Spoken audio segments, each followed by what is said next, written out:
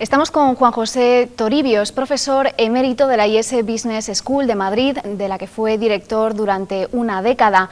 Su bagaje es más que amplio, ha desempeñado cargos en el Ministerio de Economía, en el Banco de España y también en el Fondo Monetario Internacional, entre muchos otros. Muy buenas tardes, Juan José. Muy buenas tardes. Bueno, desde la experiencia que le da todo este bagaje le traslado la gran pregunta.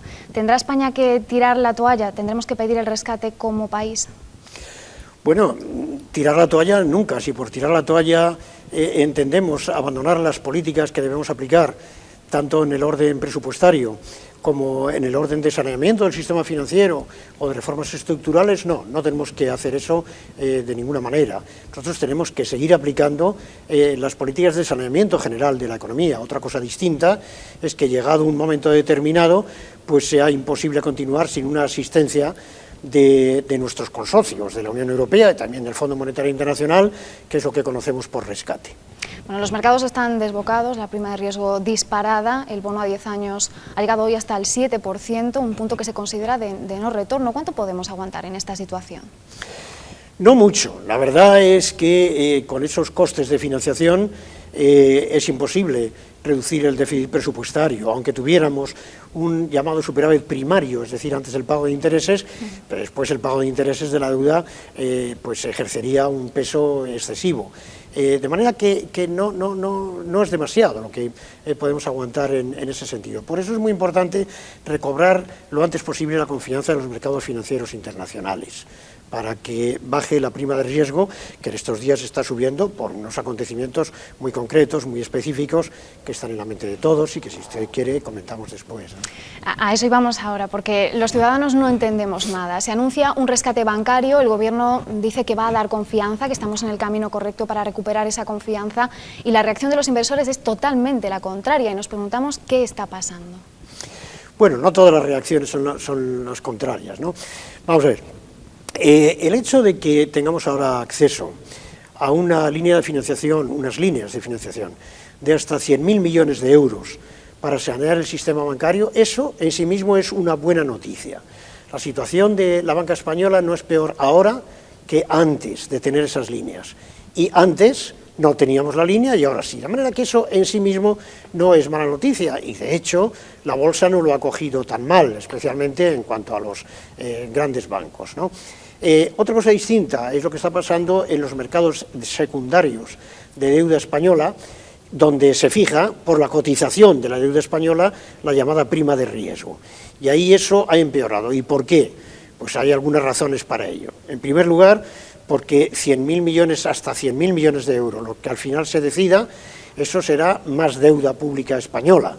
De manera que la deuda pública española aumenta, y esto evidentemente pues genera una cierta desconfianza. En segundo término, porque una parte todavía no clara de esta financiación que vamos a tener para sanear el sistema financiero español, pues va a ir también a déficit, o va a agravar sobre el déficit presupuestario, al menos los intereses que se paguen respecto a ello, menos los que se cobren, si es que se va a cobrar, pero no está claro todavía cuáles son esos intereses que vamos a pagar, ni cuál va a ser la vía por la cual vamos a ayudar a los bancos o vamos a sanear a los bancos, con lo cual esto no está claro, pero en principio. Y luego está el tema de que si lo que recibimos es del Mecanismo Europeo de Estabilidad Financiera y no del antiguo Fondo Europeo de Estabilidad Financiera, este mecanismo, de acuerdo con sus artículos constitutivos, con las condiciones en las que se creó, todas las deudas o todos los préstamos que él haga tendrán la calidad de deuda preferente, lo cual quiere decir que la deuda española hasta ahora existente pasará a ser subordinada en cuanto a preferencia de cobro a esta deuda nueva. Esto hace, por tanto, que la deuda ya existente pues se considere en peor situación que antes y eleve su rentabilidad, es decir, baje su precio. Es que quedan muchos Esto más o menos es complejo, como se ve. Claro, quedan muchos interrogantes en el aire, y no sé si quizá antes de haber anunciado ese rescate bancario, esa ayuda financiera, deberían haberse cerrado esos detalles, teniendo en cuenta que los mercados están tan sensibles a todas las incertidumbres. No sé si la gestión de esta crisis bancaria ha sido la correcta tanto desde Europa como desde el Gobierno español. Yo estoy de acuerdo con eso. Yo creo que no se ha hecho bien, que se ha hecho lo correcto, pero no necesariamente de la forma correcta. Todos estos temas financieros son siempre muy delicados, porque en última instancia son temas de confianza. Y por lo tanto hay que cuidar mucho, no solo la comunicación, porque no es solo una cuestión de comunicación, sino cómo se articula todo el mecanismo de apoyo y de saneamiento. Y es verdad que en la medida en que lo que se ha convenido y se ha anunciado, por tanto, ha sido un simple compromiso, sin descender a los detalles, esto puede haber originado más confusión que confianza. Esto ciertamente está así. Pero esto yo creo que le viene ocurriendo a este gobierno ya con las reformas financieras desde el mes de febrero para acá.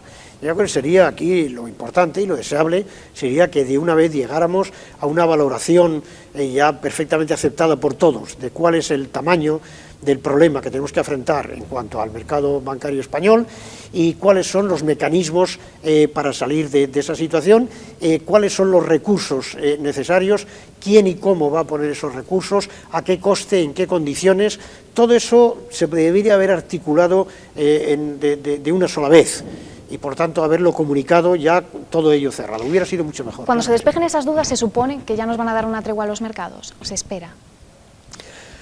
Bueno, esto siempre es muy difícil. Claro, tenemos que tener en cuenta que además de los problemas asociados al saneamiento del sistema bancario, España tiene un problema en el sector público, un problema de déficit presupuestario y de deuda pública, con unos compromisos de reducción del déficit presupuestario este año, rebajarlo del 8,9% del PIB al 5,3%, con unas proporciones determinadas para el gobierno central, para los gobiernos autonómicos, las corporaciones locales, la propia seguridad social, que a juzgar por el comportamiento, sobre todo de los ingresos tributarios en los primeros meses de este año, no está claro que vaya a ser fácil de conseguir esto, ¿no? De manera que también eso lo están viendo y lo están contemplando los mercados, ¿no? Son demasiadas quizá las incertidumbres que estamos presentando. Por eso yo creo que sería muy importante que avanzáramos decididamente por el camino que tenemos que avanzar. Usted ha ocupado cargos directivos en varias entidades financieras y desde ese punto de vista me gustaría preguntarle si la culpa de la situación de la banca es de los banqueros o de la situación económica, de la crisis económica que ha ido deteriorando esos balances. Bueno, yo creo que todos hemos cometido errores serios, ¿no? El error fundamental que cometimos como sociedad, los españoles, fue un exceso de gasto, un exceso de demanda interna en los años anteriores a la crisis, especialmente desde el año 2000 hasta el 2007. Un exceso de gasto que además excesivamente concentrado en una actividad como fue la actividad inmobiliaria. Fue una auténtica burbuja al amparo de unos tipos de interés que por otra parte eran tipos de interés aplicados o generados en el Banco Central Europeo que no eran los que a la economía española le convenían. Todos, por tanto, incurrimos en un exceso de gasto, con un exceso de endeudamiento con las entidades financieras españolas, las cuales a su vez tuvieron que canalizar esos recursos obteniéndolos del ahorro exterior, del ahorro externo, ¿no? Y todo eso lo llevamos demasiado lejos. Por si fuera poco, todo ese esquema experimentó un colapso súbito. Nadie esperaba que cayera a esa velocidad desde mediados del 2007 y especialmente desde finales del 2008. Y esto ha arrastrado a sectores enteros de la economía española, empezando por el sector inmobiliario y todos los asociados a él, y ha arrastrado también, lógicamente, a la banca. ¿Quién tuvo la culpa? ¿El Banco Central Europeo, que estableció los tipos de interés muy bajos durante demasiado tiempo? Puede que sí. Todos los que procedimos a comprar inmuebles pensando que era una inversión infalible, endeudándonos por encima de nuestras posibilidades, puede que sí. Los bancos que prestaron ese dinero, pues puede que sí. Los extranjeros, el ahorro exterior, que facilitó esos fondos a la banca para llevar a cabo todo este proceso, pues puede que también. Porque es muy difícil, como siempre, esto es muy complejo. Dicen los especialistas en catástrofes marítimas, aéreas, etcétera, que cuando una catástrofe se produce nunca hay una sola causa. Siempre es la confluencia de un conjunto de concausas y por tanto un conjunto de culpabilidades que dan lugar a esa situación, ¿no? A mí me parece que esta es la forma realista. Bueno, también es posible que luego algunas personas concretas hayan podido incurrir en responsabilidades legales e incluso penales, pero eso es una cosa que tendrán que dilucidar los tribunales. Que de hecho se investigará, ya se está investigando. Pues sí, será bueno que se investigue, como yo también creo que es bueno que se plantee la discusión sobre todo lo que ha ocurrido a nivel político, a nivel parlamentario. Me parece que una democracia sana y madura, como es la nuestra, puede perfectamente soportar una discusión en el Parlamento con un encuentro de opiniones respecto a lo ocurrido y respecto a la forma de evitarlo. Sí, será bueno que se depuren responsabilidades y causas, sobre todo para que no vuelva a ocurrir.